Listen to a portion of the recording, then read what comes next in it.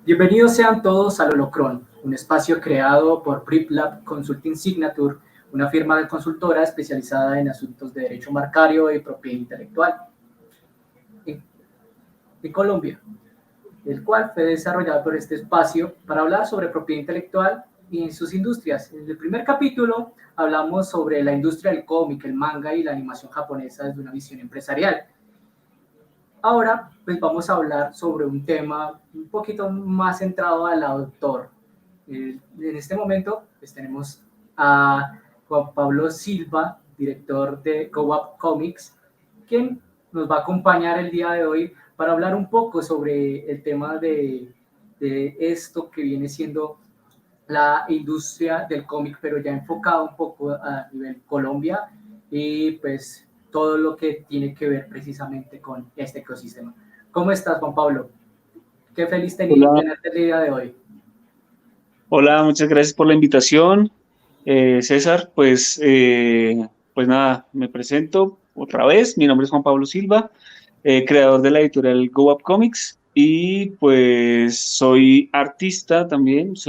Pues primero fui artista de cómic y luego ya fui editor y el creador de la editorial Go Up Comics. Como tú lo dijiste, somos una editorial colombiana y pues hoy vamos a hablar un poquito acerca de todo lo que vendría siendo este tema.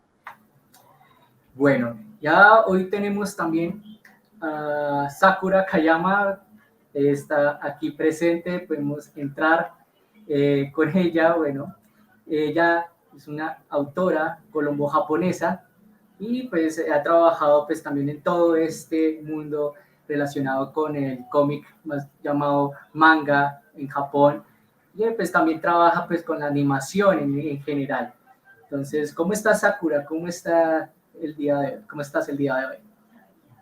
Bien, acá apenas amaneciendo en Japón. Hace mucho calor porque estamos en verano, un calor insoportable, así que si planean venir algún día a vacaciones acá, no recomiendo el verano. Es un tema bastante fuerte, pues, los cambios estacionales allá, ¿no? Porque sí he Sí, escuchado. son bastante fuertes, sí. Bueno, coméntanos, Sakura, un poco sobre ti. Juan Pablo nos estaba comentando que él es director de Go Up Comics aquí en Colombia, es una editorial que se maneja pues, precisamente para la creación de cómics a nivel nacional. Pero coméntanos un poco sobre tu trayectoria. Bueno, más que los cómics, la industria a la que yo me dedico es la industria del anime. Entonces está relacionada, pero no es lo mismo. Em, Trabajo para estudios de animación. Comencé trabajando para OLM, que son las personas que animan Pokémon, por ejemplo, o digamos otros títulos conocidos de ellos podrían ser Yokai Watch. Em, Después me pasé para una empresa que se llama Toei Animation, que bueno, fue como una empresa de películas live action, pero luego hicieron animación y pues tienen bastante trayectoria, como los títulos más conocidos en Latinoamérica, como Sailor Moon, Senseiya, Dragon Ball, pues son de ese estudio de animación. Y luego pues dejé Toei Animation para estar en un estudio un poco más pequeño, em, que se llama Twin Engine. Más que un estudio, es una productora porque son los que hacen la planeación, ¿no?, de los proyectos. eh, la, la, la- Hacen la parte, digamos, de la preproducción, y la producción la hacen ya otros estudios que pueden ser pues estudios que hacen parte del grupo de Twin Engine en sí, ya que ellos tienen como 7 estudios de animación, o por fuera pues muchas veces también le piden como estudios como muy de estudio o mapa, que son últimamente muy reconocidos en el exterior, animar como las series que se planean dentro. Y allí es donde estoy yo ahora. Súper. Realmente la industria es bastante competitiva en ese sentido, ¿no?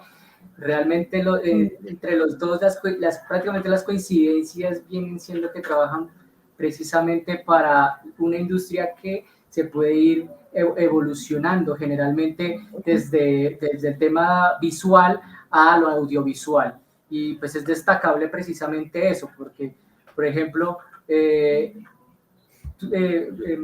Juan Pablo, digamos que las experiencias que has tenido en relación con temas audiovisuales, más o menos, ¿cuáles son? O sea, ¿cuáles han sido, digamos, tus experiencias más cercanas en relación con la industria audiovisual, o cuáles son las propuestas que te han podido relacionar, así más o menos? Con la industria audiovisual como tal, Uh-huh. pues he tenido participación haciendo algunos paneles para una animación colombiana que era Amor, Amor en el Tiempo, algo así. Era de Señal Colombia, la verdad, esa animación, una producción bastante chévere. Y pues yo me dedicaba como a hacer esos trazos, digamos que pasar lo que era el concepto del storyboard allá a esos paneles finales. Y pues el equipo de animación se encargaba de todo eso. Y por mi parte, como artista ya digamos que dentro de la editorial se ha pensado en este momento en hacer una animación para Bogotá Masacre Zombie, aunque pues está como en el modelo está en ese momento de Animatic, crear el Animatic Mm. y ver cómo funciona, pero en realidad pues tengo la certeza de que la animación es mucho más, digamos que requiere mucho más tiempo en el tema todo del desarrollo para hacer una animación que sea muy chévere, o sea, para que una animación se vea chévere, tiene que uno tomarse el tiempo y dedicarle tiempo, y creo que le tengo mucho respeto a eso, porque no es nada fácil animar, para mí animar ya es un nivel más allá, eh, y requiere mucho más tiempo, digamos que en el cómic uno creo que puede, digamos que tomarse las cosas con calma porque digamos que la animación requiere más dedicación. Esos han sido mis acercamientos animados. Generalmente lo que más he trabajado es en storyboards y lo que te dije, el proyecto del amor a través del tiempo. Bastante interesante, y precisamente es eso, ese tipo de conexión que hay entre ambos mundos, ¿no? Que se puede desarrollar historias basadas desde los cómics dirigidas pues, a las animaciones, y es precisamente eso que dice Juan Pablo en relación con que las animaciones son un poquito más complejas en relación al tiempo que se tiene que dedicar a tratar de que el personaje que se está colocando pues tenga movimientos más o menos pues normales y que no sea como un robot. Entonces eso digamos que es una evolución que se tiene que tener, porque si no estoy mal creo que también tienen algunos tipos de plataformas, de eso sabrá un poco más Sakura en relación con el tema de las plataformas que se utilizan para las animaciones, ¿no? Digamos, precisamente sobre eso, ¿qué tipo de plataformas son las más usuales para el tema de la animación? ¿Te refieres como a los software? ¿Como a los Sí, lo programas más que usual. usamos? Bueno, en Japón se usa mucho, depende mucho también del estudio, pero se usa o Clip Studio. Hay otro que es únicamente creo que es de Japón, que es Retas Studio, que se escribe como con RETAS Studio. Usan también a veces últimamente he visto que usan mucho uno de Adobe, que es nuevo.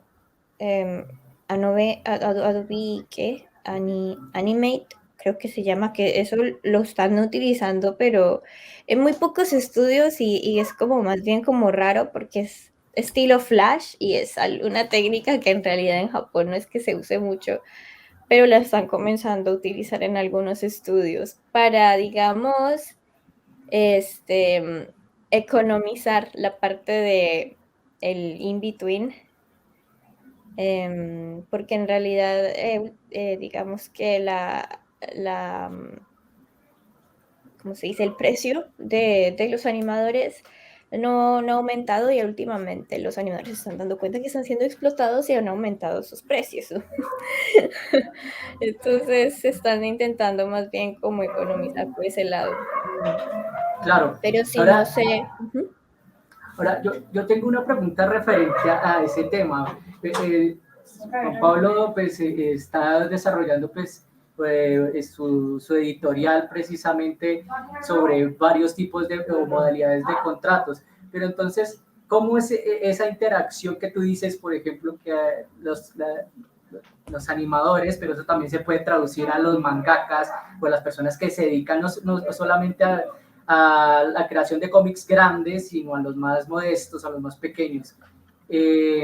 ¿Existe también ese tipo de explotación laboral que tú mencionas en Japón? ¿O has escuchado en relación con eso? Yo sí he escuchado Sí, sí has escuchado. en el área del cómic. Sí, Bueno, es que el tema de explotación laboral en Japón es bien amplio, ¿no? Como que se extiende así como que por todo el país, en diferentes áreas.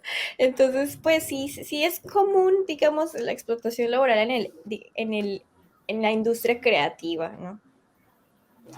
Entonces, no solamente se escucha como en la animación, sino también en el cómic o también digamos, en los canales de televisión, como en el live action, o también en, digamos, empresas que hacen diseño web o también empresas de videojuegos. Entonces, es como más generalizado en la industria del entretenimiento. Y pues últimamente, como te digo, se ha, digamos, optimizado mucho el flujo de trabajo, digamos, el pipeline, por así decirlo, que es como todo el flujo de trabajo dentro de un proyecto. O los mismos software, pues han intentado cambiar para que sea, digamos, más fácil animar. Mm, otro software que olvidé mencionar que también usan mucho, incluso para hacer storyboard, no sé si Juan lo usa, que es Toon Boom. También lo usan mucho acá en Japón. Eso sería en 2D. En 3D, animación 3D utilizan ya los software como más utilizados en el extranjero, que serían Autodesk Maya o a veces usan Unity, pero o es más como para videojuegos, pero también los están implementando dentro de la animación. Depende mucho también del estudio. claro. No, pero ahí lo voy a centrar un poco en relación con el tema de la explotación laboral que hay, digamos, en todo el entorno del ecosistema del cómic y el manga en Japón.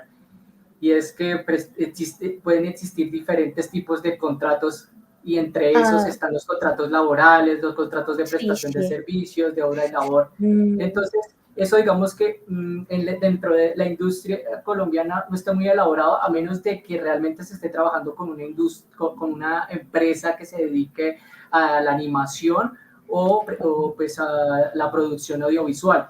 mm. Entonces, la pregunta ahí es, para Juan Pablo, realmente tú has visto algo aquí en Colombia que se refiera a algo parecido a lo que mencionaba Sakura, en que no es solamente hay explotación laboral para el tema de las personas que están dentro de la industria audiovisual, sino también podría existir algo así para las personas que crean cómic, que se dedican a esto?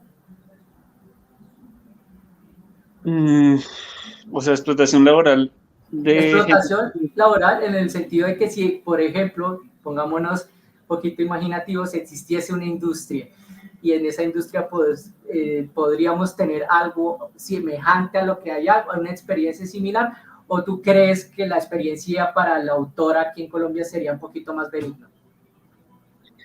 Mm, digamos que solo respecto al tema del, o sea, solo hablando de cómic, ¿no?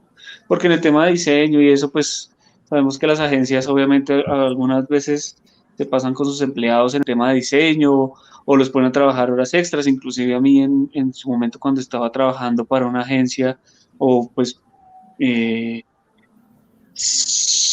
era una agencia in-house de una empresa, pero igualmente me llamaban los sábados, domingos ay, que nos olvidó un post, entonces si lo puedes sacar en 5 minutos, entonces asumen que hacer un diseño es dibujar bonito o hacer una composición súper bonita y eso ya está hecho y es solo copiar y pegar y mandarlo. Y a veces me demoraba unas 2 horas o 3 horas dependiendo del post porque eran promociones, cosas así. Y entonces ahí yo sentía como esa presión, ¿no? Como presión de que tener que entregar algo. Digamos que en el cómic, como digamos que no manejamos un nivel tan grande como creo yo que se maneja en Japón, porque la verdad, creo que en Japón los niveles de, digamos que de entregas más para los mangakas, que es cada semana o cada 15 días, pues los 15 páginas de cómic de manga que van saliendo semanal o quincenalmente, pues obviamente es un trabajo muy arduo, porque igualmente yo me demoro acá, yo puedo darme la licencia de, digamos que, sobreexplotarme a mí mismo, pero digamos que automotivado, ¿no? Automotivado porque obviamente estoy haciendo un proyecto que de pronto me gusta mucho, ahorita estoy trabajando en un cómic que estoy pues desarrollando, pero al mismo tiempo también estoy trabajando en otros dos que estoy, digamos que escribiendo y se lo paso al dibujante para que él me ayude a hacer el tema. Y generalmente yo no hago mucha presión sobre las personas que trabajan conmigo, porque entiendo, digamos, que no estamos en un nivel, digamos que no estamos en un nivel de calidad tal vez, sí estamos en un nivel muy chévere, pero no estamos en un nivel de exigencia tan grande como vendría siendo en Japón, porque digamos que yo como editorial no estoy como presionando, ay, es que tenemos que sacar porque ventas, ventas, ventas o algo así. No, pues porque obviamente no manejamos el volumen de creación que tienen otros países. Ya metiéndome en Estados Unidos, algo así que mensualmente hay un Green Lantern, o mensualmente hay un cómic de Deadpool o de Spider-Man o lo que sea.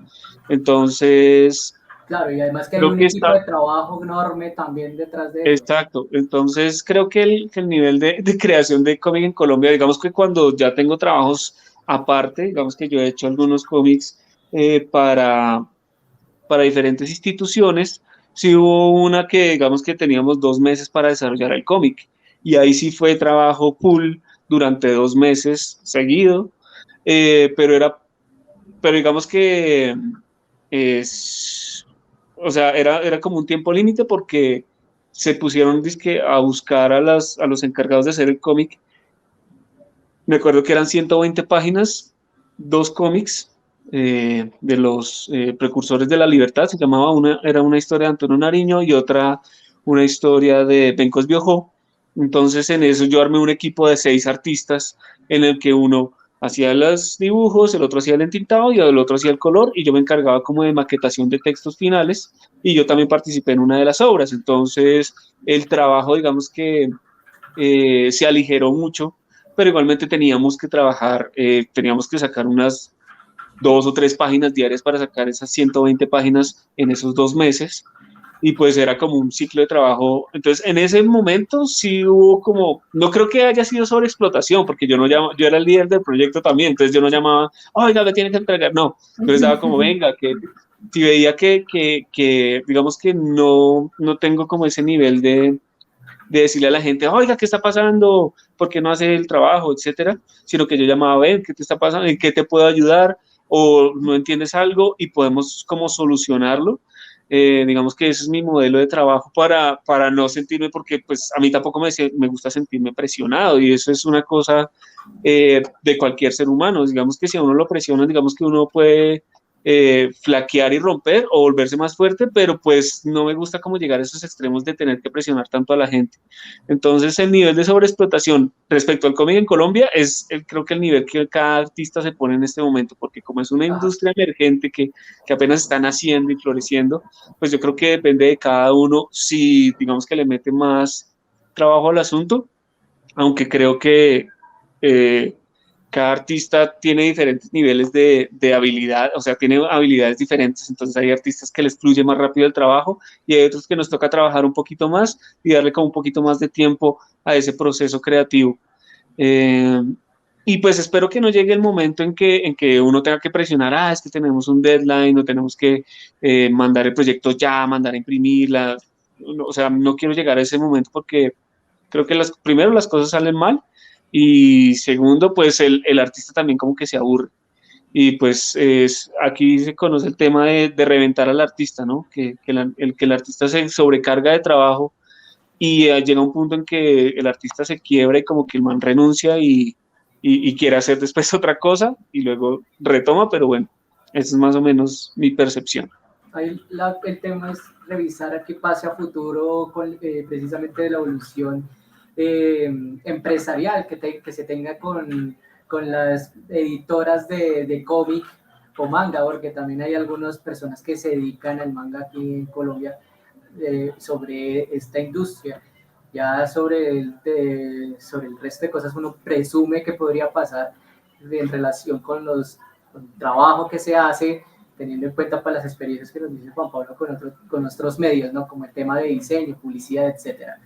Entonces toca, digamos que ir tratando de evolucionar también no solamente las materias de derecho de autor, sino también todo lo que tiene que ver con derecho laboral y temas de relacionismo de prestaciones, que eso es lo importante porque a eso es lo que se quiere trabajar y hacia eso es lo que se tiene que destinar la industria, ¿no? Que ya cuando se empieza a crecer tanto pues, la editorial, que ya llega un punto donde ya tú tienes pues, subordinados y esos subordinados toca mirar cómo es esa relación como tal. Pero bueno, ellos tenían un apartado que se hablaba precisamente sobre esos mitos, ¿no? Los mitos que hay dentro de sus rubros. Y digamos, quería preguntarles a cada uno de ustedes, ¿cuáles son los mitos más recurrentes que ustedes les han llegado a escuchar sobre lo que ustedes hacen?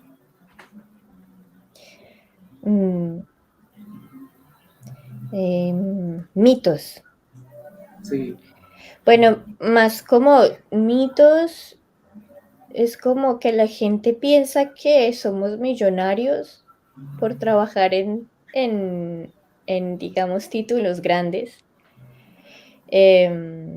O porque tu nombre salió en los créditos en la tele. Entonces dicen, ¿qué? ¿Trabajaste para Pokémon? Debes estar tapada en el dinero.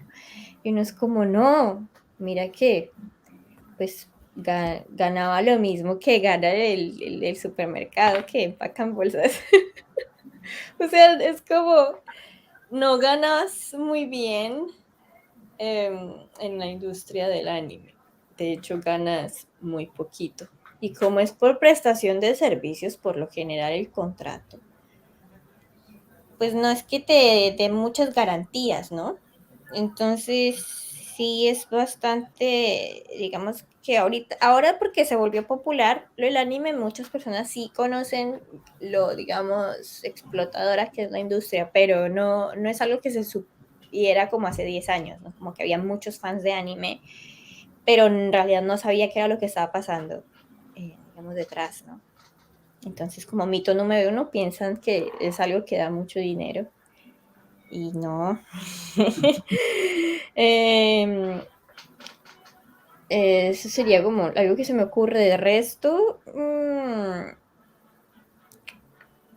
no sé, de resto sí es más como, tal vez, no sé, alguien que quiera dedicarse a esto sí es muy diferente, digamos, es ser espectador, ¿no?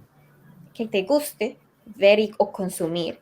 Y otra cosa es que te guste hacerlo, que son Sí, procesos diferentes, ¿no? Entonces es claro. divertido estar frente de la pantalla y ver las historias y, digamos, volvernos críticos, ¿no? Pero, o sea, cuando estás haciéndolo es algo muy, muy distinto. Entonces, digamos que ya... Es como el meme que está la persona consumiendo así súper fácil, qué interesante la historia, versus el que lo hace que está vuelto nada, así despelucado. Claro, sí, no, uno aprende a apreciar las cosas cuando, digamos, ya sabe lo que requiere hacerlas, ¿no? Entonces, obviamente no significa que porque wow, costó mucho trabajo una obra bien hecha, ¿no? Ahí obviamente uno lo tiene que ver con, de hecho, los mismos ojos de un espectador, pero a veces sí se olvida, digamos, eso y también cuando uno empieza a, digamos, yo voy a ver una película de anime, es inevitable ponerme, digamos, a ver cosas que uno nota como parte de digamos, el grupo creativo, ¿no? Uno olvida cómo veía uno las cosas hace años cuando uno estaba sentado al frente solamente como un fan. Entonces, como que digamos que se pierden algunas cosas, pero se ganan otras. Y también uno se vuelve más, digamos, empático con el resto de creadores, ¿no? Que uno ve a veces en los comentarios en las redes sociales como le tiran de fuerte a algunas obras que uno dice, pero ¿por qué tienen que utilizar esos términos? O sea, a veces duele porque seguramente muchos están allí es porque les gusta lo que hacen y están dando su 100% y a veces están bajo condiciones horribles de trabajo. Entonces, pues digamos que eso es otra como ver y crear son dos cosas muy distintas. Sí, eso es, digamos que un aprendizaje también a la larga de cómo ver ambos mundos. Pero tú, Juan Pablo, ¿qué mitos has escuchado por lo menos aquí en Colombia entre las personas que consumen el cómic colombiano? ¿Qué mitos has escuchado por ahí? Mitos, pues que los cómics son del diablo. Muchos, pues cuando se comenzó acá, cuando comencé a hacer el tema de cómic con mi esposa, íbamos a las ferias y las mamás iban con los niños, pues no decían literal que era, algunos sí decían que era como del diablo, es del diablo, tal cosa. Pero otras mamás no, o sea, tienen el mito es que, digamos que el cómic es como una alternativa para gente vaga, o digamos que para gente que es como que, o sea, el mito de que digamos que una narración visual no alimenta, digamos que la creatividad o la cultura de alguna manera. Entonces ese es uno de los mitos, o sea, el cómic sí es para leer, digamos que enriquece literariamente a una persona. Obviamente hay cómics de cómics o mangas de mangas donde digamos que los temas, ya dependiendo del tema que tú elijas, pues sí te va a alimentar de alguna manera o de otra, pero sí tiene, porque cada uno de esos trabajos tiene un trabajo, pues uno para hacer un cómic no, pues tiene que tener un trabajo de narrativa, de historia, todo ese cuento, y es un trabajo importante, interesante que uno hace. Entonces, bueno, el primero ese, la gente asume que el cómic es para gente vaga. Para ñoños o freaks, que son gente rarita. Digamos que es otro de los mitos, ¿no? Que uno, ay, pero es que el cómic es como para gente rara, como para gente que no sé. O sea, como que catalogan a las personas que leen cómic, ya no se ve tanto, o sea, en Colombia ya eso ha cambiado un poquito, pero sí se sentía mucho más, digamos, cuando yo comencé en el 2012, que, que era esa percepción, ¿no? Que el cómic era algo extraño para algunas personas, como que, o sea, sabían que el concepto de cómic o historieta, pero digamos que cuando veían uno sentían que de pronto, no sé, como que algo empezaba a crujir dentro de ellos y como que intentaban como alejarse del tema. Claro, Otro y había como mito. un respeto también para los cómics internacionales, más que todos los que provenían de Estados Unidos, sobre los que habían acá, porque sí, yo había leído aquí unos cómics como Calimán y todo eso, por allá cuando yo estaba en el colegio, pero producción colombiana como tal se veía muy poco, y era precisamente porque la gente para esos días se consideraba que no, pues eso no lo consume nadie, o lo que los consumen son personas freaks que no tienen pues, eso. Pues, Y hay otra cosa dentro de los mitos que vendría siendo que el cómic colombiano es mediocre o mal hecho. Eso también es un mito que hay que romper. Digamos que la gente que asume que lo que se hace en Colombia es mediocre, Eso sí me ha llegado mucho, digamos que ven el cómic, ven por ejemplo, no sé, el de los héroes, y dicen como que, uy, yo no creo que este cómic haya sido hecho acá en Colombia, de verdad hacen esto de esta calidad acá en Colombia, como si, ¿Eso lo dicen los mismos colombianos? sí, como si creyeran que nosotros dibujamos palitos y rayitas, no sé, no entiendo eso, entonces como que ven la calidad del cómic o del producto y Eso, dicen como que, wow, acá en Colombia se hace buen cómic, entonces uno dice como, pues, claro, pues no lo habría de esperar usual. que menos. Es un mito que también se ha roto un poquito, pero sí se sigue viendo como que, uy, acá en Colombia hacen cómics así de buenos, wow. Entonces la gente como que se sorprende por eso y uno dice, pero pues, Pues es que es, eso también es un tema cultural, ¿no? Si lo sacamos del tema cómics y lo ponemos a un tema cultural, social, el colombiano o el latino tiende a darle durísimo a lo que se produce aquí en estos ajá, países y fuerte y siempre adula el mercado internacional, todo lo que provenga del mercado asiático, del mercado norteamericano, están como que sí, va, súper genial, pero todo lo que se produce aquí lo desprecian o, o lo infravalorizan. Entonces, exacto, ese es otro de los mitos, digamos, que la gente cree. Otro es que creen que a uno le llega estas historias, uno las hace como por arte de magia, digamos que el mito del creador de cómic es como que, ay, tú dibujas súper bonito y debes tener una imaginación súper chévere y eso hace súper rápido todo. Y la verdad es que todo eso es un proceso súper largo, a veces a uno le toca borrar páginas, reestructurar la historia, devolverse un poquito, volver a replantear algunas cosas, porque el proceso creativo es, o sea, la gente cree que, mejor dicho, uno, uy, ¿cuánto te demoraste a hacer eso? Creen que uno se demoró 2 días haciendo el cómic y ya lo hizo y lo produjo y súper fácil. Pasa con lo entonces mismo con el anime, o sea, ellos dicen como, ¿por qué se tardan tanto en sacar en la próxima temporada? Y uno es como, ¿usted sabe cuántos fotogramas trae un episodio de 20 minutos? Y usted sabe bajo qué presupuesto se hace. Ellos piensan, o sea, que animar todo eso, o sea, ven la super calidad, porque a veces, ok, uno entiende que hay dibujos que están muy mal hechos, pero es porque no hay tiempo. Pero, o sea, hay unas animaciones que se hacen en tiempo récord y la gente es como, ¿por qué se tardan tanto?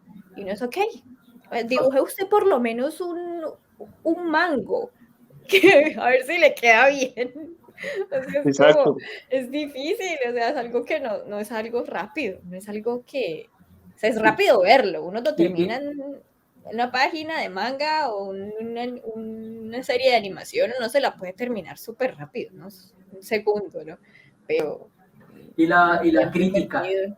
Y la crítica también, cuando no sale bien la escena, no sale bien el fotograma, no, pero ¿por qué quedó eso así tan mal ¿Qué es esa dibujado? perspectiva? Y uno es como, es lo que hay. Sí, Es lo que hay. estoy jugando con mi tiempo. Sí. Bueno, ustedes, digamos que, ¿cuáles creen, teniendo ya en cuenta pues, todo lo que hemos hablado en relación con pues, todo lo que viene siendo la industria, qué esperan los consumidores de sus trabajos, qué espera la misma industria? O sea, ¿ustedes cuáles creen que deberían ser los primeros pasos en una negociación? En el caso, por ejemplo, voy a ser muy puntual de Juan Pablo, ¿cuál crees que tú debes ser las, las cláusulas para una negociación de una buena producción de un cómic aquí en Colombia? O sea, que tú primero estarías negociando con un artista o con un autor que prácticamente se puede trabajar y que otras cosas tú dirías que no, eso es innegociable, eso yo no lo paso jamás. Bueno, en términos de negociación, pues hace poco he estado trabajando últimamente para una universidad haciendo un cómic y yo desde el principio les dije que hacer un cómic, pues teníamos diferentes, digamos que pasos a seguir para completar la historia como tal. Entonces el primer paso era que ellos me dieran toda la información requerida que se necesitaba para el cómic, porque es un cómic académico. Entonces, bueno, me pasan esa información, yo la asimilo, hago la historia o hago un sketch de cómo sería la historia. Ellos me aprobaban esa parte y luego pues yo me dedicaba a finalizar pues ya con entintado y todo, porque pues obviamente en un proceso de boceto es más fácil corregir que, que cuando ya esté terminado el cómic. Entonces, ese tipo de cosas son bastante claras, digamos que, y también con un artista que trabaje una obra para, pues para mí, en mi caso, digamos que el artista primero tiene que pasar el boceto de lo que vendría siendo la página para, digamos que para con tiempo darle los ajustes necesarios si es que se requieren a esa página, porque si el artista finaliza y me entrega todo finalizado, y a mí no me gusta algo, pues se lo tengo que cambiar. Entonces es mejor trabajar sobre el boceto en el tema del cómic antes digamos, y por eso también, pues eso agiliza también más el proceso de finalizado del cómic. Entonces, yo creo que teniendo esas reglas claras, no tendría mucho problema, digamos, que con hacer un trabajo. Eh, O pues digamos que no me han llegado la oportunidad de hacer trabajos para petroleras o algo así como de concientización de que te vamos a destruir tu terreno y te vamos a dejar tomando agua negra toda la vida. No, ese tipo de proyectos de pronto no les pondría tanto cuidado, no les daría tanta importancia y los dejaría pasar, porque pues ya es una cosa más mía, ¿sí me entiendes? Digamos que si yo soy vegetariano y pues me mandan a hacer un cómic de una carnicería, pues no lo hago, porque pues digamos que no iría con mi estilo de vida. Y pues lo mismo pasa con digamos que con esos temas, ¿no? Con esos temas porque me llegó una vez una cotización de una empresa de esas como para concientizar a las personas de que se iban a enfermar porque estaban haciendo un proyecto no de fracking, sino de exploración de petróleos y de ese tipo de cosas. Entonces era como, pues como paila uno ponerse ahí como en ese tema, pues digamos que, no sé, ya sería como más moralista, pero esos serían Claro. como los únicos ejemplos puntuales que yo diría no a un proyecto. Sí, bueno, el tema ahí es revisar, digamos, las prioridades de edición, ¿no? De lo que tú estás desarrollando. Porque si no vas a trabajar en algo que te sentirías primero incómodo y segundo, en el cual te va a representar un problema a futuro con personas que estén consumiendo precisamente tus productos que digan, no, pero esta persona participó en este tipo de cosas y a mí no me gusta eso y termine afectando también tu producción, por así decirlo. Y, Ajá. Saura, ¿tú qué te encuentras más que todo en la industria de la animación? ¿Qué te exigen, digamos, a ti y qué tú tolerarías dentro de una negociación contractual y que no? Y que digamos que no, yo hasta aquí llego y hasta luego. Pero es en cuanto como a las condiciones laborales o digamos en tipo, por ejemplo, el contenido del trabajo.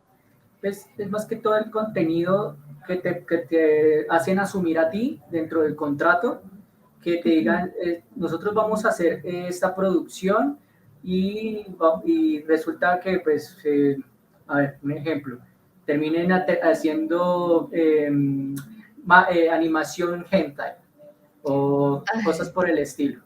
bueno, es muy extraño que te digan algo y resulte ser otra cosa, ¿no? Digamos que de antemano uno ya sabe más o menos por el estudio y por el tipo de contactos que uno tiene a qué se va a meter, ¿no? Es una industria pequeña, entonces en realidad uno se conoce como que todos con todos, ¿no? Y dependiendo del estudio, más o menos uno sabe qué tipo de proyectos se llevan a cabo dentro, ¿no? Tendría que ser un estudio nuevo con gente que uno, digamos, nunca ha escuchado, como para uno saber qué tipo de animación son las que hacen, o independiente, ¿no? Pues como tú dices, yo nunca trabajaría, por ejemplo, en algo que sea hentai. No tengo nada en contra de la gente que le gusta ver eso, pero no es algo que yo, digamos, no me gustaría trabajar en algo, en un título hentai. Me gusta el shonen, y pues por eso he estado en los proyectos, digamos, como Senseiya o Pokémon.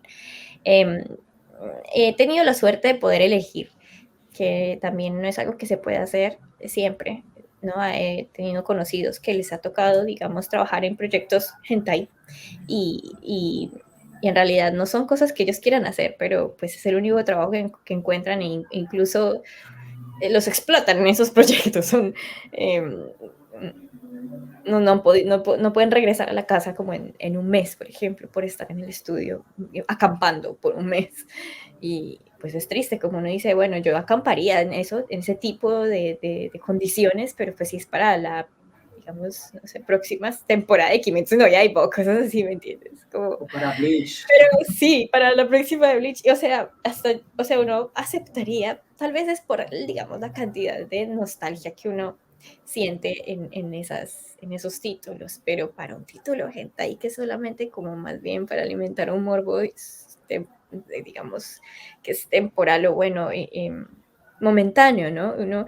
Yo sí me preguntaba cuando él me dijo como estuve 26 días en una empresa para estar terminando una producción que era hentai y yo y usted quería ser parte de ese proyecto y era como, no, y yo era como, Dios, qué triste, qué triste no poder decir a veces como que no, pero por la única opción que tienes porque pues animación no es que, digamos, sea algo que tú puedas aplicar tal vez en otra industria, tal vez en animatics, como en otros, en procesos de preproducción en otras industrias, tal vez no sé,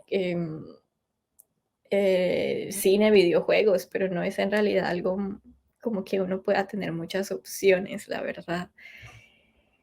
Pero pues en cuanto a, digamos, condiciones laborales, me he dejado explotar bastante, entonces digamos que mis estándares han sido un poquito ya sesgados, por así decirlo, como que uno se acostumbra a eso, no es normal, ¿no? No debería ser así, pero es inevitable, ya después de que tú trabajas por tanto tiempo y sales a las 3 4 de la mañana del estudio, ya tú comienzas a ver que las 9 son es una hora que es temprano.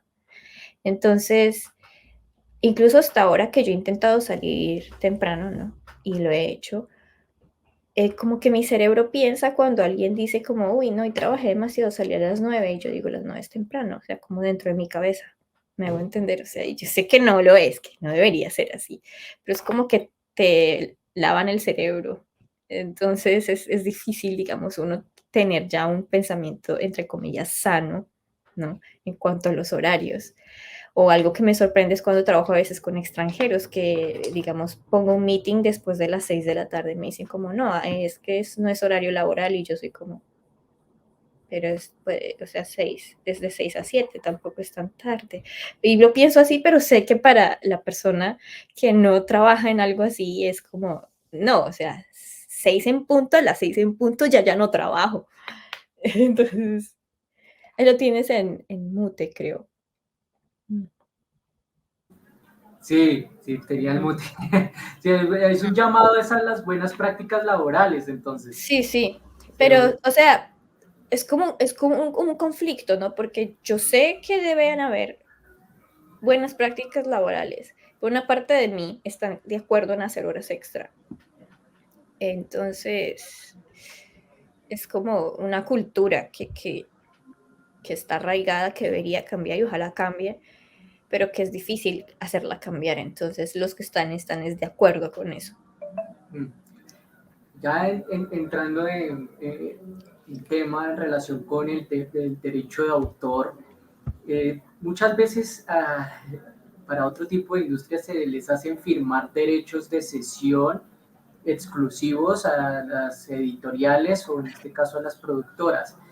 Pero entonces, esos sesiones de derechos de autor, en su experiencia para ambos, digamos que cuál digamos que podrían ser los que, por un lado, el tema de Juan Pablo, serían sesiones, por ejemplo, sobre los derechos de reproducción y distribución de obras. O sea, porque es, precisamente la industria editorial más se maneja por ese lado. Pero para la industria audiovisual se funcionan más por los derechos de comunicación pública, que vienen siendo los derechos de transmisión, retransmisión y fijación de esas transmisiones en sitios pues, determinados, ¿no? Por ejemplo, plataformas como Amazon Prime, Disney Plus, y etcétera. Entonces, ¿ustedes han tenido, digamos, algún tipo de contacto con ese tipo de cosas? Como que, mira, vamos a firmar estos contratos de cesión de derechos, y ustedes vamos a hacer la cesión de estos derechos de reproducción y distribución, o simplemente les dicen, no, vamos a ceder absolutamente todo y ahí miramos después. ¿Ustedes qué se han encontrado por ahí? Podemos empezar por Juan Pablo. Bueno, no, la verdad aún no hemos tenido una oportunidad como de tener ese tipo de sesión de derechos de autor, pero pues la idea es tener a BritLab en un futuro que nos ayude a hacer eso, porque pues todavía no ha llegado la oportunidad. Claro. ¿Y no has escuchado, por ejemplo, con otras personas que hayan trabajado para, por ejemplo, Panamericana, con Planeta o con algunas empresas que se dedican a la producción de esto, que tengas algún tipo de experiencia que me dijeron, no, aquí me hicieron firmar este contrato, no lo entendí, estos son algunos tipos de cláusulas que aquí no he visto nunca? O sea, ¿no te has encontrado con algún colega tuyo, por lo menos aquí en Bogotá o en Colombia, que se haya topado con este tipo de cosas? No, la verdad es que pues obviamente conozco pues, a varios artistas, ilustradores y todo, pero pues generalmente ese tipo ellos se encargan de hacer pedidos, entonces hacen una ilustración y pues ceden los derechos y cobran de una vez por eso, pero digamos que no he tenido los proyectos que he trabajado se han hecho algunos con el Estado o con entidades privadas, entonces ya de una vez pues se hace todo ese tema porque pues me están pagando a mí por hacer una obra, pero pertenece a ellos porque ellos la van a comercializar, la van a mover, aunque pues yo haya participado creativamente ahí, pues se mantienen mis derechos, pero ellos se quedan como con los derechos de distribución y de reproducción y todo eso. Claro, Entonces, las entidades públicas lo que manejan son cesiones de derechos de forma universal, o sea, tú cedes absolutamente todos los derechos patrimoniales y tú conservas los derechos morales de autor. Ya los habíamos hablado en otras oportunidades, aquí incluso con Sakura también lo hablamos en algún momento, en relación con los derechos de atribución, los derechos de ineditud, de divulgación, y esos derechos, digamos que son innegociables, tú no los puedes ceder así tú quieras. Entonces, pero de todas formas, los derechos de explotación, que vienen siendo los de reproducción, distribución, comunicación al público, transformación, esos tú los entregas por completo por gracia pues, de precisamente ese contrato que tú firmaste con el Estado, por lo general. Pero tú, ¿qué has encontrado en Japón en relación con eso, Sakura? Con ese tipo de sesiones, licencias, ¿qué es el tipo digamos, de derechos que tú cedes como artista en general en una producción? ¿Qué has visto? Pues digamos que cuando trabajas dentro de un estudio prácticamente no es que, a menos que no seas el creador original, ¿verdad? De la obra o el director, no tienes derechos allí. O sea, trabajas para la empresa, los derechos de autor son de la empresa, porque son muchas personas trabajando en el proyecto, ¿no? Únicamente si tú eres como un actor de doblaje, ahí sale tu voz, ¿no? Entonces eso sí. Pero si te hacen el reconocimiento a ti, por ejemplo, en Pokémon, que sales en los créditos, eso es derecho de atribución, es un derecho moral de autor. Entonces, si hay algún tipo de creación que tú estás desarrollando para ellos. Pues digamos que sí son créditos, pero no es algo que yo pueda, digamos, usar como Atribuirte. sí, para mi beneficio, ¿verdad? No puedo explotarlo, ¿no? No puedo hacer dinero Más con eso. allá de decir que trabajaste Exacto. para eso. Sí. Entonces ahí uno no puede, uno prácticamente tiene que jugar es con el tema de la reputación del artista, de que trabaje en tales proyectos, etcétera. Pero pues digamos que sí existen algunas cosas sobre los derechos morales de autor, más que todo sobre la atribución que se da para artistas que trabajan en la animación. Porque digamos que tú estés trabajando para una obra ya precreada, o sea, como por ejemplo Pokémon, que pues tiene su autor, pero eso no quiere decir que las transformaciones no tengan también una autoría, eso se llama autoría derivada, y en ese sentido, pues ahí los autores también tienen, digamos, una participación, así sea como dice Sakura, solamente una mera pues, atribución o el crédito dentro del proyecto, pero ese tipo de cosas pues suele pasar. Ahora pues yo he estado, digamos, me puse a revisar cuando se murió el autor de Yu-Gi-Oh, pues,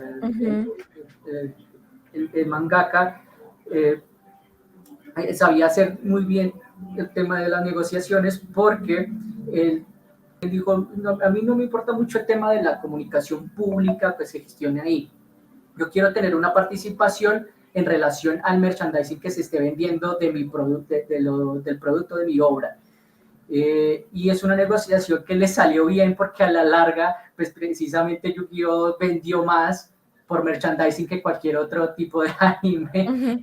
Sí, pues por solo el tema del juego de Las cartas, las cartas, sí. plataformas, o sea, ahorita hay como 5 o 6 juegos ahorita mismo, o sea, no solamente para consolas, sino también para celulares, que pues, se aprovechan de la creación de este autor, pues precisamente para sacar el juego. Y Konami es su experta precisamente en eso. Entonces, eso digamos que también es como una especie de revisar para la mayoría de los autores emergentes, qué es lo que le puede beneficiar realmente en una negociación ya sea con una editorial o con una productora, que tengan los derechos patrimoniales, que en general pues esos son los titulares de los derechos de autor, que son las editoriales, las productoras audiovisuales son los que manejan esa titularidad. Entonces, los autores ahí tienen que aprender cómo a negociar, cuál es el beneficio, qué trae mi obra en especial que no da a los otros, y qué es lo que yo puedo ganar dinero aquí y que ellos todavía no lo han visto, porque quién más que el autor que conoce su propia obra. Y pues daba el ejemplo precisamente al creador de Yu-Gi-Oh, porque pues el creador de Yu-Gi-Oh se aprovechó de precisamente el desconocimiento de esos titulares sobre su obra. Decían, pero este juego de cartas no le va a importar a nadie, y resulta que fue fue exitoso a nivel internacional, y yo creo que se están moviendo los codos los titulares por haber aceptado ese tipo de negociación, pero es eso mismo. Entonces uno como que ver con amplitud todo este tipo de cosas. Entonces nada, pues ahí les dejo, digamos, que es más o menos esos tips para que los tengan en cuenta en temas de negociación. ¿Tú, Sakura, has pensado en algún momento tener tu propia productora de animación o cómics como tal, manga? ¿O he pensado trabajar para ya centrarte en el manga como tal, o quieres continuar solamente en la animación? Pues digamos que sí he pensado tal vez abrir un estudio de animación, pero en Japón es un poco complicado porque hay demasiados y se cierran a cada rato porque hay demasiado trabajo. Y entonces no es como muy viable emprender cuando la mayoría ahora quiere darle los trabajos a las empresas que tienen más renombre, ¿no? Y es difícil conseguir trabajo cuando hay tanta competencia. Entonces, sí he empezado más bien a hacer como trabajos independientes, tal vez utilizando plataformas para hacer como crowdfunding y hacer trabajos independientes, ¿no? Tal vez llevarme a conocer en festivales o eventos internacionales. Pero no he pensado en hacer un estudio acá en Japón. Tal vez en Colombia. El problema es que la animación allá no es algo como tan, digamos, común. Es difícil de encontrar como el know-how o, digamos, estudios que tengan. El hecho Conozco de algunos, sí, pero ese sí, es un poco diferente la forma en la que se trabaja allá. Y pues el cómic, sí conozco muchos mangakas, digamos, allá en Colombia, que son muy talentosos. Hay mucha gente con mucho talento, pero digamos que lo mío no es el manga, entonces no, yo no trabajaría como en el manga, a menos que sea, digamos, como en una colaboración. No he pensado nunca como hacer mi propio manga, sino tal vez trabajar como, digamos, en la historia, porque eso es lo que a mí me gusta, la creación de historias y personajes, eh, pero no en cuanto a la creación en sí del manga, ¿no? Mm, pero la gente cambia, uno cambia, ¿no? cambio No uno de sabe. opinión, sí. Sí, uno sabe qué pasa dentro de 5 años o 10 años. Ahora me ven por allá haciendo manga en Colombia, quién sabe, no sé, uno nunca sabe. Uno no sabe, puede No pasar. sabe, sí, no. Después Y, termino, no sé. igual, Pablo, ¿qué visión tienes de tu empresa a futuro? ¿Cuál es tu visión a 5, 6, 7, 10 años con tu editorial? Bueno, no sé, la verdad no sé, como, pues ahorita estamos manejando un plan eh, anual en donde la editorial propone títulos que van a salir al año y sobre esos títulos las personas se pueden suscribir. Mi meta es que podamos tener pues muchos suscriptores y con eso pues mantener la editorial y mantener pues todo este proyecto andando. Que digamos que se pueda crecer en ese tema pues al momento de tener suscriptores, pues vamos a tener más presupuesto, con eso podremos ir a más eventos y con eso podremos también alimentar, digamos, lo que sería todo el tema de producciones, de distribución, empezar a sacar merchandising, diferentes tipos de cosas que podrían alimentar esa misma industria, pero no sé, en 5 años, la verdad no sé, no sé qué va a pasar mañana, entonces no podría saber qué va a pasar en 5 años, porque pues han pasado muchas cosas buenas, pero digamos que no podría apresurarme a decir, no, en 5 años vamos a estar con Netflix, vamos a sacar miles de cosas, no, porque no, el trabajo de hacer cómic en Colombia es poquito a poquito y creo que la idea toca enamorar a un lector cada vez. Entonces es bien difícil eso. Entonces no creo que o sea, en 5 años, no sé, la respuesta va a ser muy ambigua. Entonces no sabría no me veo en 5 años. Entonces mañana me veo repartiendo unos cómics que hice una venta, pero en 5 años no me veo, no, todavía no me veo. De pronto tenga un edificio que diga Go Up Comics gigante y ahí lleguen muchos artistas y personas lectoras y todo ese cuento, o estemos con mi familia y mi esposa y mi hija en una playa filmando Colombia Masacre Zombie, no sé, es que no sé qué puede pasar. Pero la idea es seguir trabajando para que sigan pasando cosas chéveres y pues si en 5 años vamos a estar en un, no sé, en un Comic Con de Bolivia, estará genial. Si vamos a estar en México, genial también. Si vamos a estar acá en Bogotá en un sofá, espectacular, porque igualmente cualquier tipo cualquiera de esos espacios son muy buenos y, y la verdad no, esa sería mi respuesta porque no sé, Claro, no, sí. Primero hay que ir poco a poco y más con el tema de de culturizar a las personas, o sea, de poder que crear más consumidores, por lo menos aquí en Colombia, en Latinoamérica, que puedan acceder a eso, o sea, porque realmente el, o sea, la mayoría de los creadores de cómics y pues en general los que se dedican a todo este ecosistema pues dependen precisamente del consumidor. Y si no hay un consumidor o todavía el consumidor es un poquito renuente a acceder a ese tipo de obras, pues es difícil. Y yo entiendo la de tu posición, Juan Pablo, en ese sentido, porque digamos que la visión todavía de de industria todavía aquí en Colombia pues es todavía un poquito como así como sombrecida poco, pero realmente se puede. O sea, desde que tengan desde que tengan un nicho de mercado, desde que se haga bien el tema legal, que es importantísimo y que es necesario para toda una producción como esta. Y adicional a eso tengan también la calidad, que es la que hay, la calidad de los autores y de las editoriales que exigen precisamente a esos autores pues un punto sobre el cual se debe trabajar, pues ahí puede haber un inicio pues, de un nicho de industria creativa en relación con los cómics aquí en Colombia. Y eso es lo que se trata de buscar. Pues precisamente había empezado con Sakura porque pues, Sakura digamos que ya viene de una industria ya consolidada, donde ya ese ecosistema ya está funcionando, ya se está apretando las tuercas. Allá hay, digamos que por lo que he podido observar, es que hay unos, tienen que mejorar un poco en relación a las prácticas laborales y el tipo de contratación que se está desarrollando.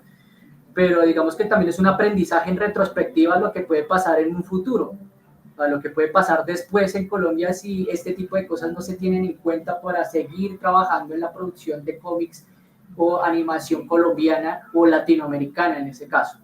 Entonces, esa es, digamos, por donde uno puede empezar a revisar lo que ya hay para empezar a mirar hacia futuro, que es lo que probablemente uno puede gestionar. Y entonces es supremamente interesante.